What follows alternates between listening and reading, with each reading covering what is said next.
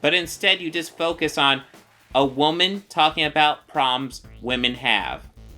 Grow the ever-loving the fuck up. I swear to fucking God, people. Try listening instead of just being fucking jerks to people who have problems. I swear. This Organized Chaos video is brought to you by Gems Art Studio. This video is also brought to you by viewers like you. Thank you.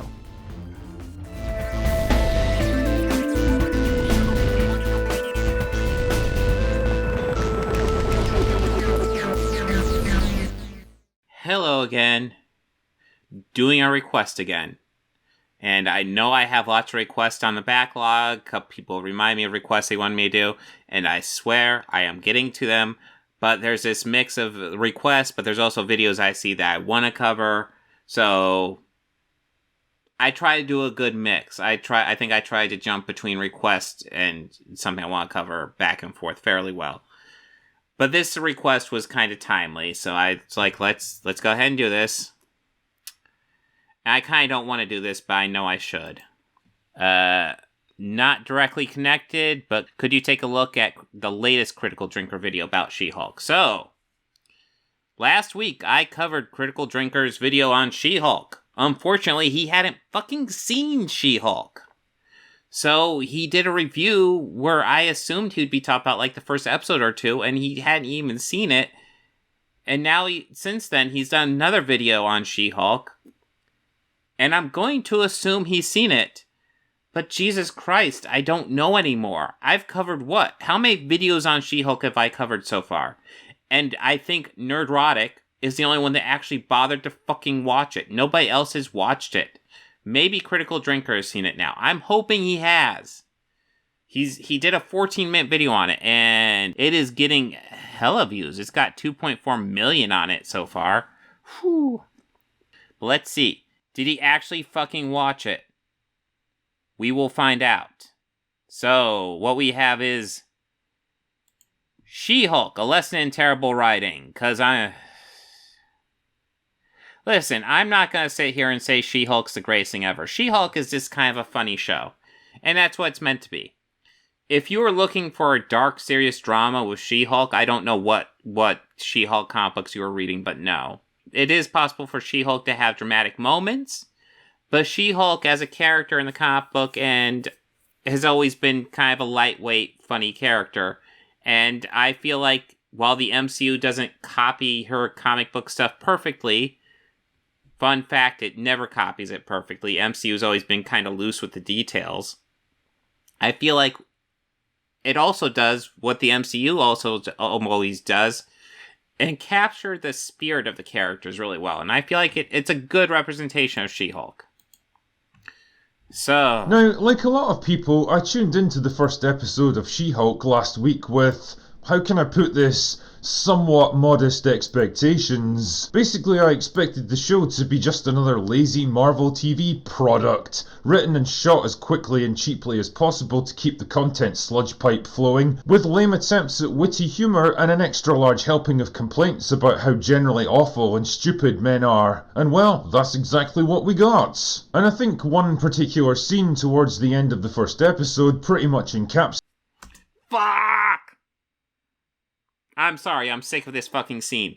I'm sorry, if you are triggered by this scene, grow the fuck up. I am sick of this fucking scene. I am sick of people complaining about this fucking scene. Grow the fuck up, okay? Women can have problems. Women can have issues with men catcalling them.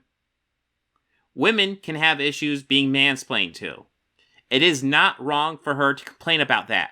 Grow the fuck up. Encapsulates everything the writers wanted to accomplish with this show. I'm great at controlling my anger. I do it all the time. When I'm catcalled in the street, when incompetent men explain my own area of expertise to me, because if I don't, I will get called emotional or difficult or might just literally get murdered. So I'm an expert at controlling my anger because I do it in...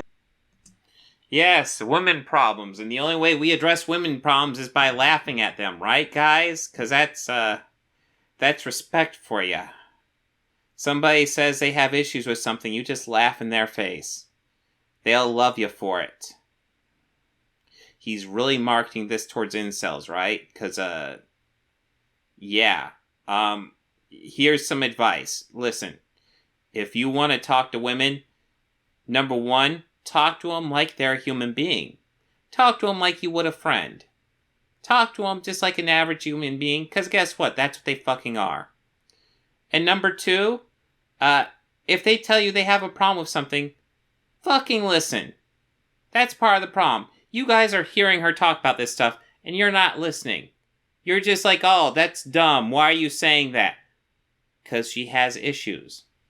And I think it's worth noting that part of the point of this scene is neither Bruce nor Jennifer are right or wrong in this scene. She's got some points here about some issues she has, which are 100% valid points.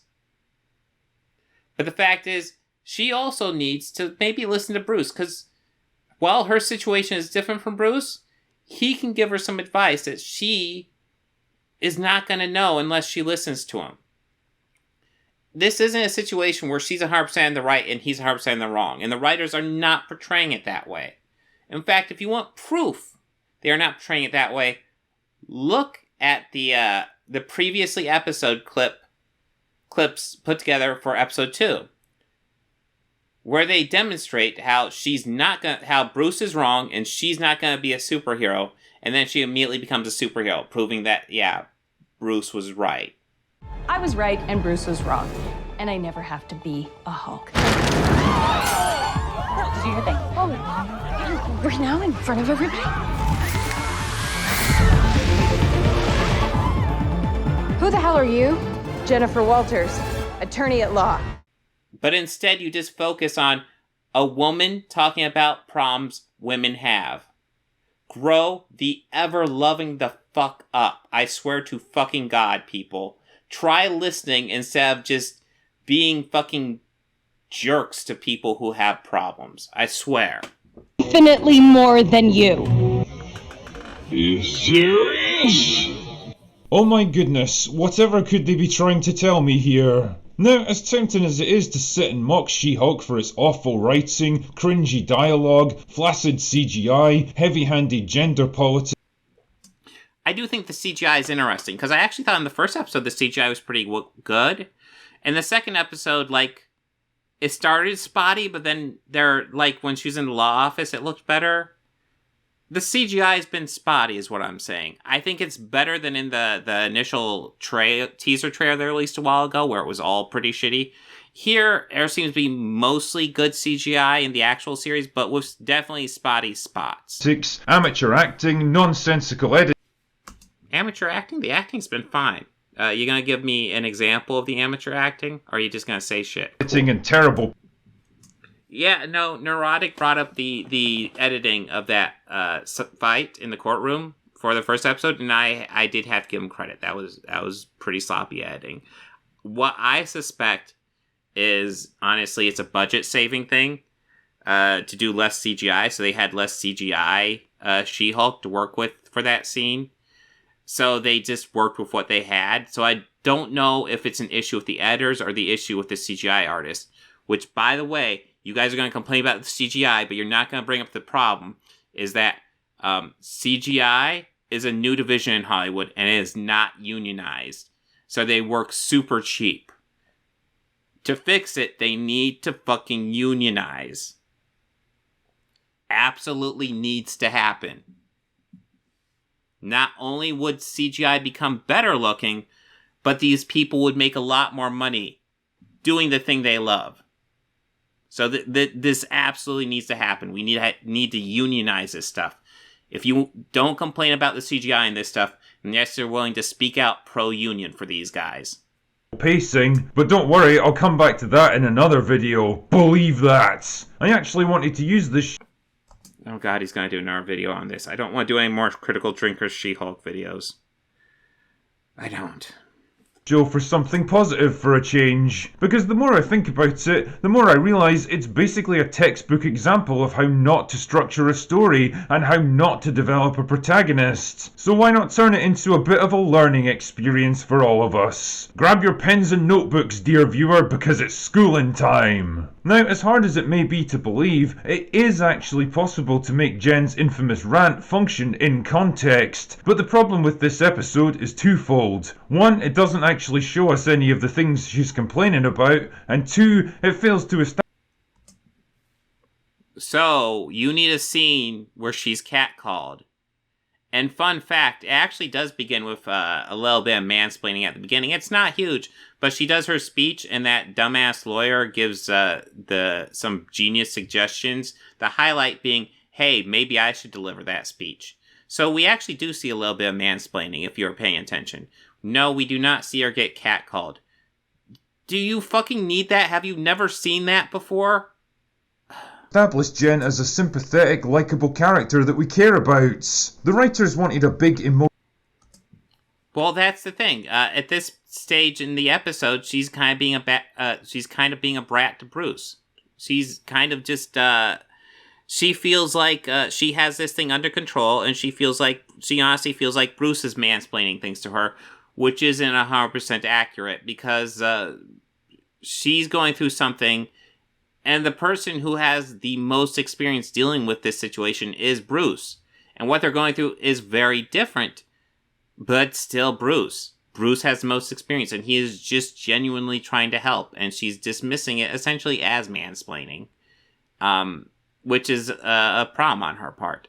Jen, as I'm certain we're learning throughout the series, has to learn how to be a hero. And Bruce wanted to help her out with that, and she didn't want his help, so now she has to learn on her own. Emotional payoff with this scene, but they were either unable or unwilling to give us the setup that it needs to work. So let's explore how and why they failed and how they could have done it better. The problems begin in the very first scene where Jen's rehearsing a speech that she's about to give in court and her two co-workers are listening in. Now naturally her female companion is positively brimming with praise. I mean, this girl just can't say enough good things about her to the point where it becomes almost uncomfortable to watch. But pay attention to this scene, 007, because this is the very first time we meet our protagonist. Yes, and then there's the guy who's toxic there, who's giving bad advice, and you're going to complain about that because there's toxic men in this series, despite the fact that as the series evolves, we actually see men that aren't toxic in the series who are actually nice. Probably the biggest character who is not a toxic man in this series is fucking Bruce, who is essentially not the co-star of the first episode, but this definitely the second major player in the first episode. Did you notice that? Did you notice that Bruce was in this episode? Did you miss it? I know it's a small part. You might have missed it. Protagonist is the first chance we get to assess her demeanour, her personality, her mannerisms, and even her work environments. This is where the writers need to establish her as someone likeable, someone relatable, someone the audience can become invested in. But how to do this? Do they give her razor-sharp dialogue, a witty, fun, charming personality that you can't help but warm to? Maybe work in a few little flaws, insecurities, and shortcomings to make her more human and relatable? No, they just have another character straight up tell us how amazing and smart and capable she is. She's fierce, she's a girl boss, she's crushing it. The script doesn't trust the audience to form their own opinions about this character, so it just straight up tells you what to think about her. She's great because we say so, okay? Well, you know what? You can take that assessment away. That being said, the actual episode establishes that she is not as great as she thinks she is. She doesn't have it as under control as she thinks. That's kind of the point of that episode. Because at the very beginning, in that scene you're talking about, the ending of that scene, she looks at the camera, does a little fourth wall break, and says, I'm a Hulk, but it's not a thing. We're not, she's not going to be a hero. And then it ends with her being the hero. So the whole idea is that she's still learning, even in that scene. I'm kind of surprised you didn't bring Toxic Guy, but okay. Nerdrotic had that guy's praises, and that guy's a dumbass. He is such a dumbass. But anyways, as for the paralegal that works with her, I'll be blunt. Yeah, actually, I didn't think her critique was very helpful because she just talked about how great it was. And I think to her credit, like, I thought she did a good delivery of that speech. I really did. But yeah, the gushing critique when she's looking for pretty much needs cruel honesty. Not super helpful. That being said, she did do a good job.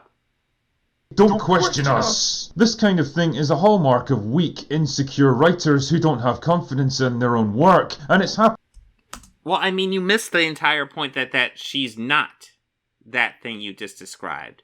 The episode establishes that she likes to think she's that thing that you described. You like to think that she's a cool, confident girl boss, but she's actually not, and she doesn't have it all figured out. Did you miss that part of the episode? Because that's kind of a huge part. Happening more and more in Marvel projects these days. Like Maria in Captain Marvel, who feels the need to tell the audience that Carol Danvers is funny and crazy and kind, despite the movie showing us the exact opposite. Or Loki. Because they need to establish who she was before she was Captain Marvel, bro. Why do I always feel the need to defend Captain Marvel to these assholes? Listen, Captain Marvel is a movie that is fine. It is fine. But you guys treat it like it's the worst thing ever. Telling his female counterpart how amazing she is because... Yes, because he had a fucking crush on her. Shit like that happens when you have a crush on somebody. Did you miss that part? Otherwise we might not figure it out for ourselves. You did it on your own. You had rings around them. You're amazing. This is not how writing is supposed to work. That wasn't meant to tell you how she is. That was meant to tell you how Loki felt about her. How do you miss this? Dude, you're a writer. You know this, so you're obviously just selling this to your audience, because you know this. The only voice of contention in the room comes courtesy of a man, but that's okay because he's quickly silenced and sent away with his tail between his legs. Yeah, and his advice was terrible, dude. So, yeah, good, get rid of him. Like, if you're going to give bad critiques or just gushing praise, I guess go with the gushing praise, because you could use a little confidence boost before something like that. That'd be useful in that moment, more than just, like, shitting on you and giving bad critiques. Like you do. You're good at giving bad critiques. It's a skill, critical drinker. You're really talented at it. Well done. Yup, it's a Marvel show, alright. But let's take a step back from that and think what this does for Jen's character development and that all-important scene later in the episodes. What it tells me is that Jen is already firmly in control of her life, her work environment, and the people around her. You genuinely thought that. I am shocked. That is not what they were selling at all. That's not the story I picked up, and that's not the story they were telling, dude. What? Because she's able to get rid of this crummy paralegal, you think he... Holy crap. Yeah, no, she doesn't have her whole life in order because she doesn't even have the Hulk thing figured out. Which, fun fact, you might not be aware of this, but the whole Hulk thing is kind of a major part of her story. She's able to quickly and easily deal with objections, dissenting voices, and challenges to her authority. That's a good thing, right? Well, not really. Keep in mind the conversation later in the episode where she complains about men constantly questioning her judgment, holding her back, and generally making her life so difficult that she has to constantly hold in the rage that builds inside her. That's telling us one thing, but the episode itself is showing us the exact opposite. She easily deflects her male colleague's doubts and sends him on his way without the least difficulty, and there's no indication that she's even particularly bothered by it. If anything, she seems mildly amused by the whole thing. Yeah, it's almost like she's dealt with men like her whole life. Listen, do you genuinely just need a scene where they're catcalling her? That's just such a weird thing. Listen, man, don't tell me she's getting catcalled. Or, that's not even what you're saying. You're saying you need to tell me she's being catcalled, but also show me she's being catcalled. And show me she's being mansplained, despite that in that scene, he's mansplaining things to her. And it's annoying her. And her point is she has to deal with these annoyances throughout her whole life. And here's a scene of her dealing with these annoyances. She just blows him off and then gets right back to being showered with praise and adoration. And this is a real wasted opportunity to develop sympathy towards the character. Imagine this same scene where Jen recites her big elaborate closing argument, only for her more senior male partner to overrule her and flatly state that he's the one who's going to be delivering it. Let me guess, you're gonna take his side. Sure, He might be sure. superficially polite and consoling, maybe even giving her half-hearted platitudes like she's just not ready for this yet, but there's a more threatening undertone to his voice so that we know exactly what he's doing and why. We get to see her excitement and enthusiasm turn into crushing disappointment as she realizes. And you would complain that he's being a toxic man then. I'm surprised you aren't complaining more about it now. But you would so in a heartbeat just complain that he's being a toxic man in that scene. That's what you would do. She's been held back from yet another opportunity. Now imagine how much more sympathy you'd feel towards her as a character. I mean, nobody likes to see good people getting crushed and sidelined, and instinctively you'd want to see her succeed. Now imagine how much more impact her rant later in the episode would have if we actually saw the negative impact of what she describes. Oh, God, I hate that I'm going to do this. Okay, I've really not liked this critique so far. That being said, maybe there's a point there. I'm trying to think how that would play with the episode.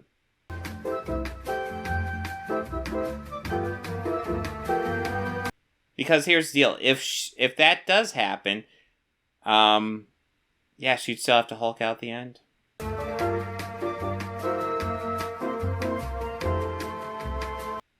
So I want to stress this. If they had gone with what he is suggesting, he would have absolutely complained that, oh, he's just being a toxic man. Of course the man's being the bad guy. You know he would. That being said, that's not the worst suggestion I've ever heard. That's not a terrible idea. I don't entirely dislike that. Critical Drinker, you got a point. That is a good point. You layered so much cringe around it. So much. But you got a point. That wouldn't be a bad setup. But no, the writers were so desperate to have their first girl boss moment right off the bat that they had to make this a quick and easy victory for Jennifer. The scene feels more like them projecting their own personal gripes, frustrations and hang-ups, followed by the fantasy resolution they wish they could have had themselves, rather than a logical component of a bigger narrative. It was more important for them to score a quick, ego-stroking win rather than take the smarter option that would deliver bigger and more satisfying payoffs later. And unfortunately... Oh, God, I wish you weren't layering so much cringe, because that's a decent point. I'll give it to him there. Yeah, that might have been a better opening. I kind of like that idea for an opening. That being said, now the more I think about it, the current opening they have kind of sets up how she deals with that guy is how she deals with Bruce in this episode. So it also kind of...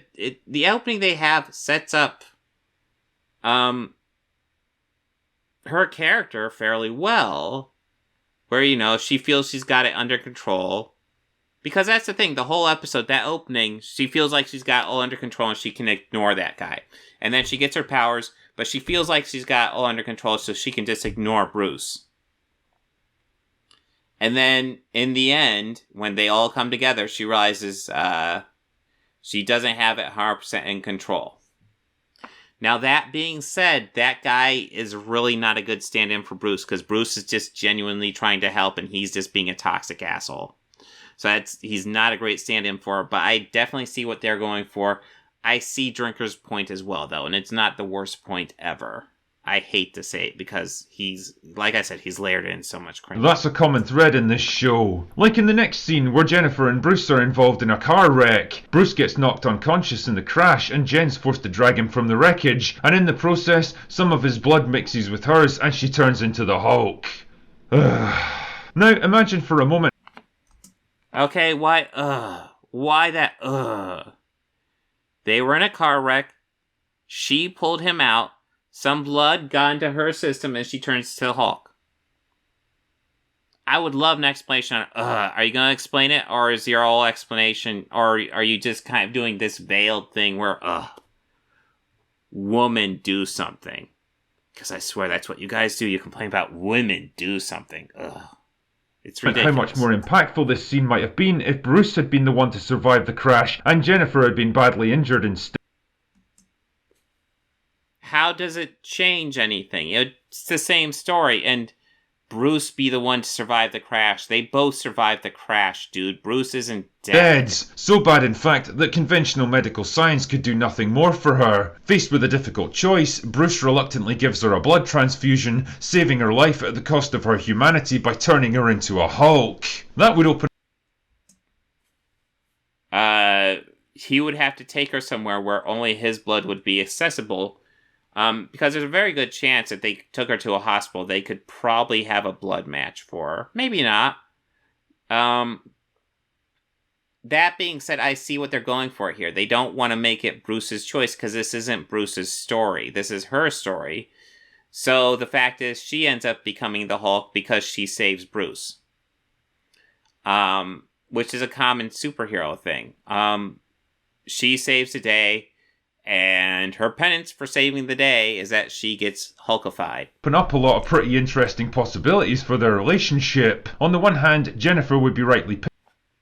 And you complained in the teaser that she doesn't earn this. Well, she saves Bruce. That's how she earns it.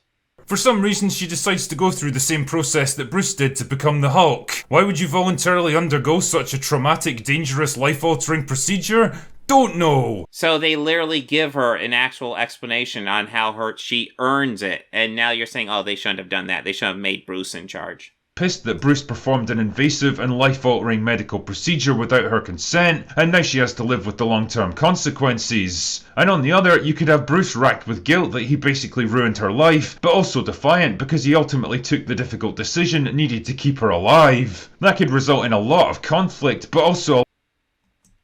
That's the thing. You seem to be thinking this is Bruce's story. You're putting too much focus on Bruce right now. This is not Bruce's story. This is Jennifer's story. A lot of very emotionally satisfying scenes between the two of them. But all of that would require time and effort to develop, probably over multiple episodes, and it's all just so much work. It would also mean putting their protagonist at a bit of a disadvantage, albeit temporary. I do find it very interesting how so far he's had two major complaints. I gave him some credit with the other complaint. But his two major complaints have required the man being in charge and it being about the man for a moment. Let's take power away from the woman and make it about the man for a moment. I think that's an interesting recurring theme that it's not shocking at all. He always does this. Temporarily, and needing the help of a man to get her out of trouble, and that's not allowed in modern Marvel writing because it goes against the rules. Okay, the Marvel rules. Let's see. A woman can never lose a fight to a man. Number 2, a woman can never lose an argument to a man. Number 3, a woman can never need help from a man. Number 4, a woman can never be less intelligent than a man. Then space for some reason. Number 5, a woman can never be corrected by a man. Yes. You know what? Fuck it. Yes. Let's just do all this. Women are the superior species. Men are weak. Fucking cope, motherfucker. I am so sick of this shit. Women are human beings. They're just as fallible as men, okay? But they're different. I don't know why you're so stuck up on women not being allowed to, do well or possibly even do better than men. Women can never lose a fight to a man. Wanda dies at the end of Doctor Strange in the Multiverse of Madness. I'm not sure if that's 100% correct. I guess Doctor Strange just motivated America to beat that one. Maybe that's not the best example. What else do we got? Thor beats Hela in Thor Ragnarok. That's a pretty decisive win there. You could be like, oh, well, he doesn't physically beat her. No, of course not. He outsmarts her. That's how he wins. Yes, he does beat her. Absolutely. I don't feel like having the energy to go through all these. This is just dumb shit, because, quite frankly, this reads like a very insecure man who just can't handle himself. God damn. Just oozing with insecurity here. They couldn't have their creation lying helpless and injured on the ground. They were repulsed at the idea of a strong man pulling her from the wreckage and making... Repulsed by the idea of a strong man. Like I said, dude, you were complaining that she's gonna get Hulk powers, but she didn't earn it. Well, here, they literally wrote it in that she saves Bruce and she earns it. And now you're bitching that they did that. So there's no winning with you guys. We know this now.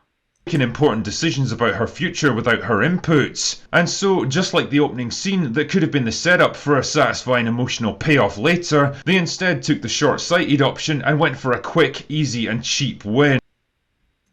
Did you know this series isn't about Bruce Banner? Did you know that, dude? It's about Jennifer Walters. Fun fact. Of course Jen doesn't need Bruce's help. Of course she wrenches a buckled car door open, despite that being almost impossible for any human without heavy cutting equipment.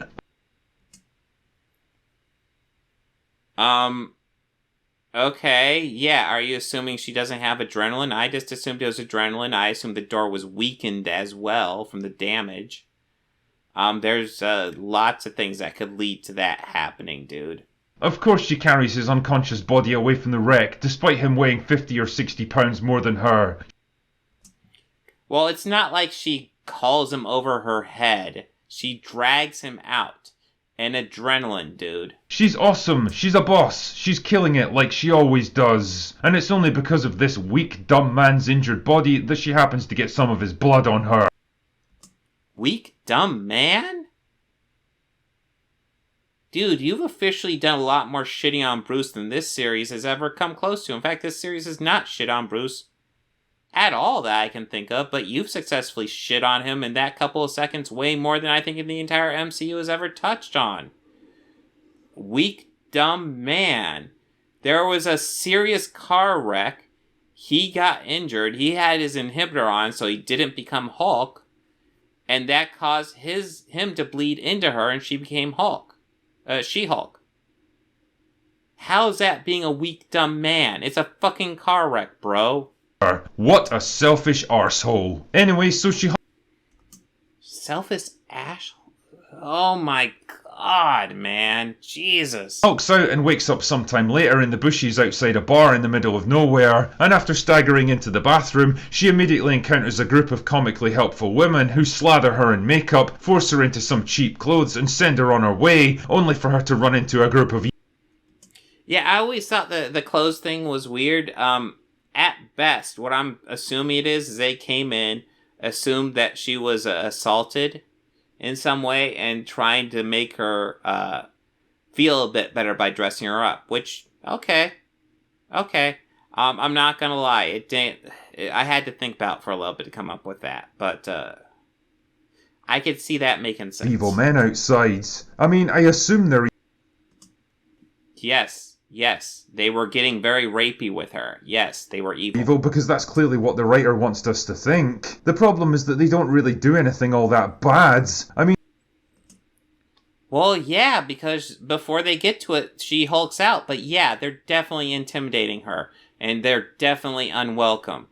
When you are calling a woman audibly, and she is definitely ignoring you, let her go. If you pursue her, you're being a jerk. I mean, they show some mild interest in Jen, who's clearly not interested, and when they pursue... Yes, that's the problem. She's clearly not interested.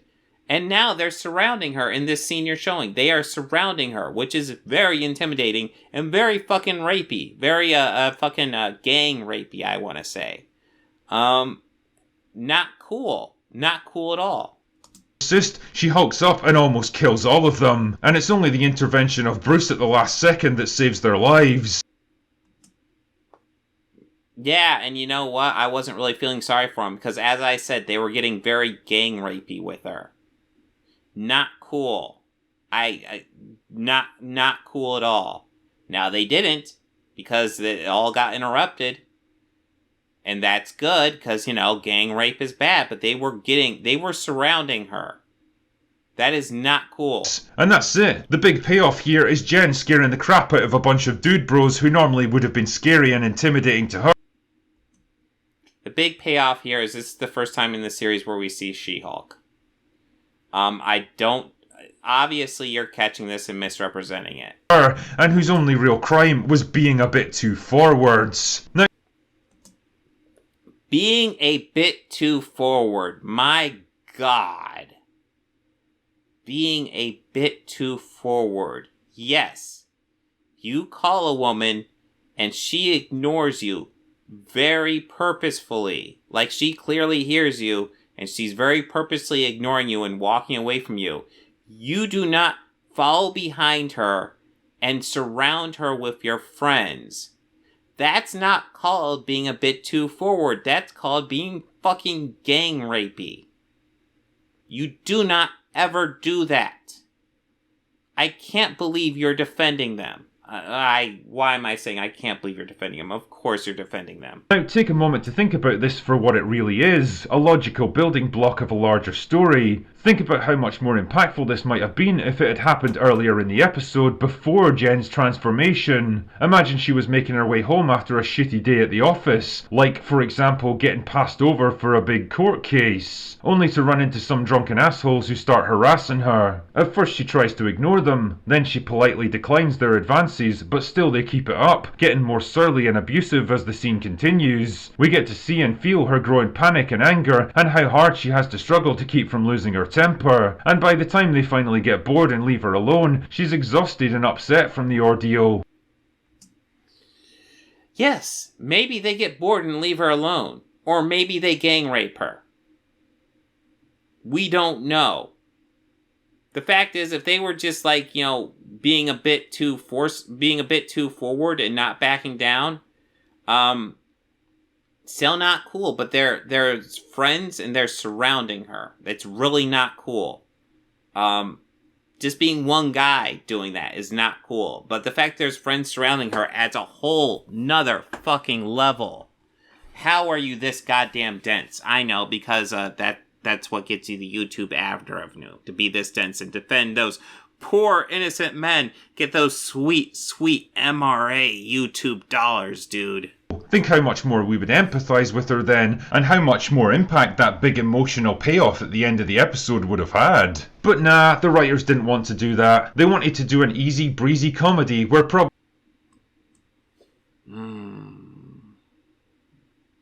Yeah, I hate that suggestion.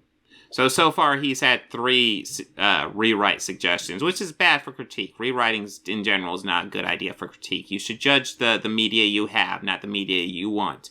That being said, he's had 1 decent suggestion filled with cringe details for some reason, but 1 decent suggestion, and then 2 terrible ones in my opinion. Just awful.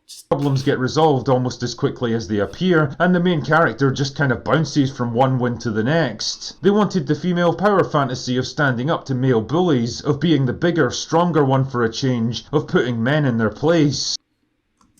Yes. Men get those power fantasies represented in movies and media all the time. So yes, they're doing Wonderful Woman. So what? Grow the fuck up. Cope. They wanted to feel vindicated, validated and strong in a way they never had before. Yet again, they sacrificed long-term story payoffs for the quick dopamine hit of an easy win. The last point I wanted to touch on was the training sequence between Jen and Bruce. Having prevented her from killing a bunch of innocent civilians, Bruce takes her away to his innocent civilians. Dude, yes, he prevented her from going Hulk on them, but they were fucking asking for it. Yeah, do they deserve to die for what they did? No, at that point, no, they didn't. They didn't actually do anything bad in that moment, but they were definitely approaching it. They were definitely being intimidating. What they were doing was not fucking cool at all. his beachside retreat so he can train her to control her Hulk powers, which makes sense considering an out-of-control Hulk can basically decimate entire cities. Now, you might think this sequence would open up some interesting possibilities for their relationship. After all, Bruce has gone through a lot of shit because of the Hulk. This is a man with 15 years of tragedy, loss, disaster and destruction behind him. A lot of painful lessons that he can share with his cousin to help her avoid the same mistakes. He's the experienced mentor and she's the naive pupil taking her first steps down a whole new path. Instead, what we get are some quippy jokes that mock the Hulk and everything Bruce has gone through, and mock the Hulk and everything he's gone through? How? Listen, part of Jen's problem is that she treats this way too casually. Bruce treats it very seriously because this has been something he's had to deal with. Jen treats it very casually and kind of dismisses Bruce, which is not cool for her. It's not cool. But the episode kind of portrays it as Jen being kind of the jerk here and Hulk just trying to train her. He's not perfect. He's not perfect in this setup, but he is genuinely just trying to help her. A montage whose only purpose is to show that Jen is apparently better than Bruce in every way. No. The montage is to show that Jen is cocky, and she thinks she has all control over this. Immediately excels in almost every activity. Okay. She throws the rock further than Bruce, but I want to establish what's going on. Bruce is trying to show her how strong he is, and just doing a simple demonstration and train her. She wants to show off. They're doing two very different things. Add to it, I guess they haven't established this in the MCU, though I assume it's safe to assume it. Smart Hulk in the comic book has always been weaker than regular Rage Hulk. Rage Hulk is the one that just gets angrier and stronger and angrier and stronger. Smart Hulk doesn't have that component, so he's always been not as strong.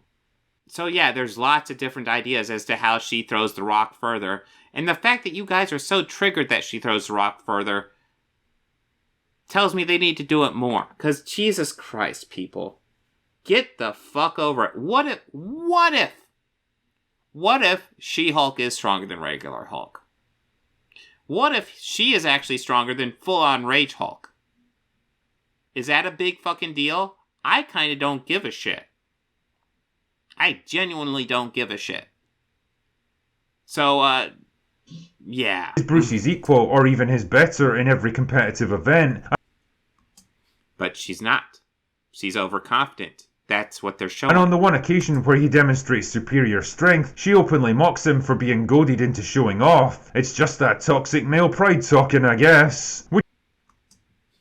But that scene largely is on Bruce's side during that. Did you miss that? Which is really weird because she's literally mocking him for being stronger than her when she was literally celebrating for being stronger than him seconds earlier. I guess it's okay when...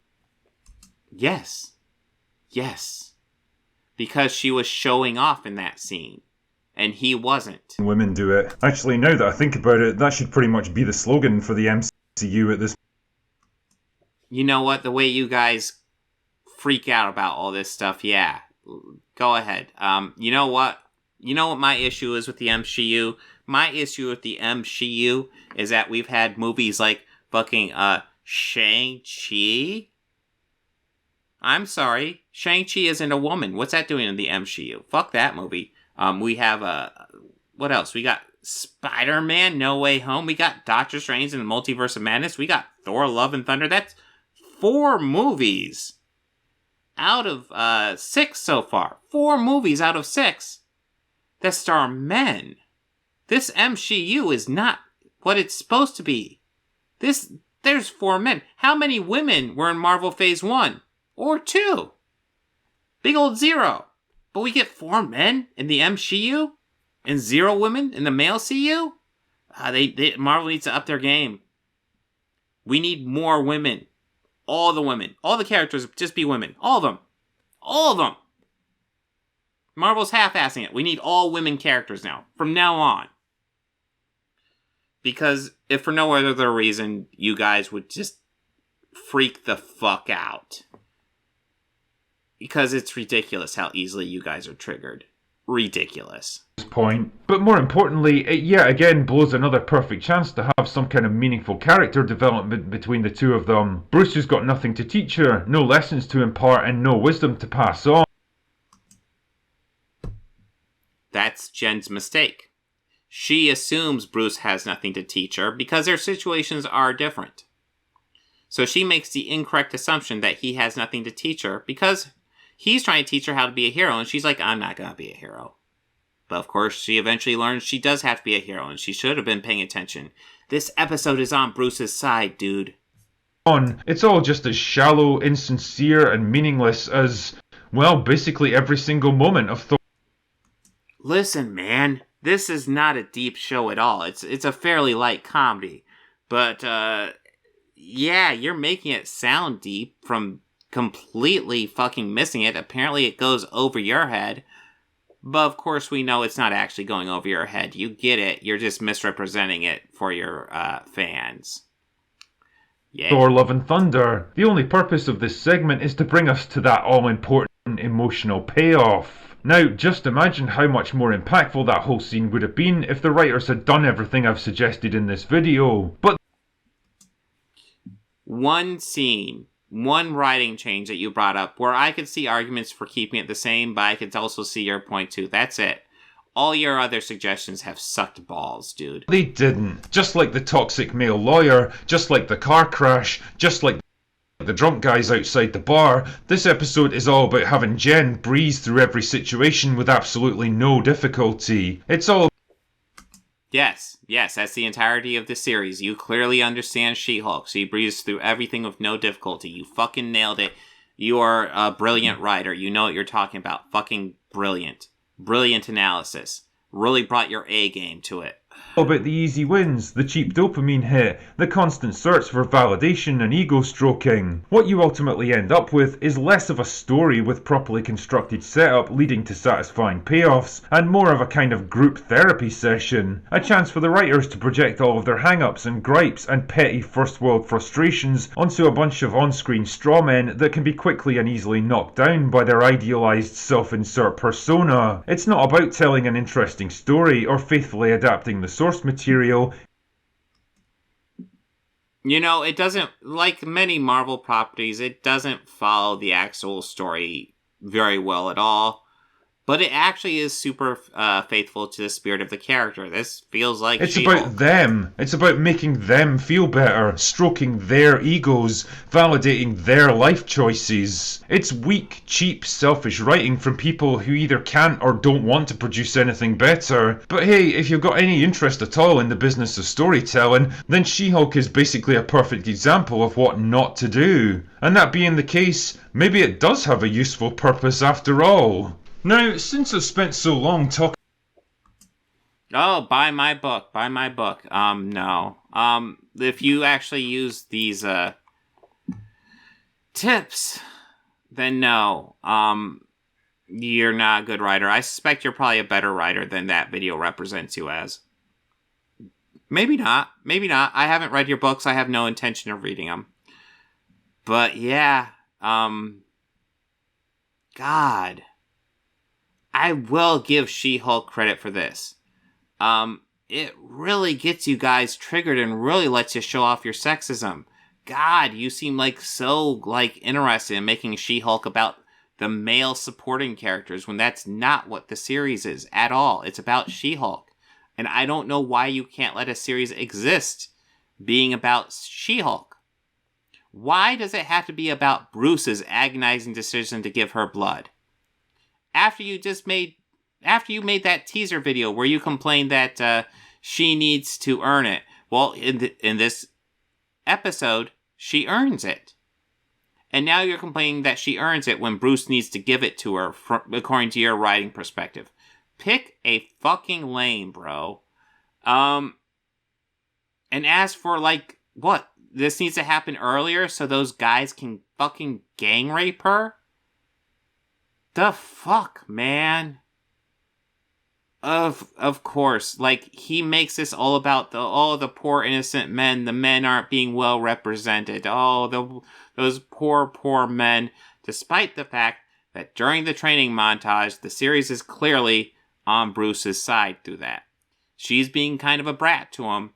It's on his side. It's not saying it's not saying everything she says during that is wrong, because there are things she says that are correct. There are proper gripes. But, man, no. Overall, that episode was about how she needs to learn how to become a hero. Bruce can help her, but she's going to ignore Bruce. And now she's out there to be a hero, and she's learning it the hard way as the series goes on. That was the point of that episode, that she's too cocky to take advice from Bruce, and she probably should have. And I love how you're misrepresenting it to be about, oh, these toxic men are being poor, underrepresented. And I can't believe you actually go out of your way to defend the guys who are about ready to fucking gang rape her. Because, they're definitely doing some fucked up shit. Why are they surrounding her? That is seriously fucked up, dude. Why are you defending this? And you're defending it for your incel audience. And that's the thing. I don't even think you're an incel. I think you've got yourself a grift and you're just selling it.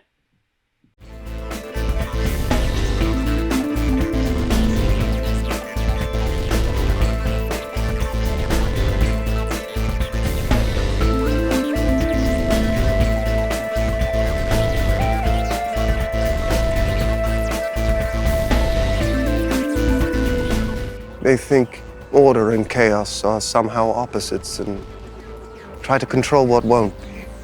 Do you enjoy pain? Pain don't hurt.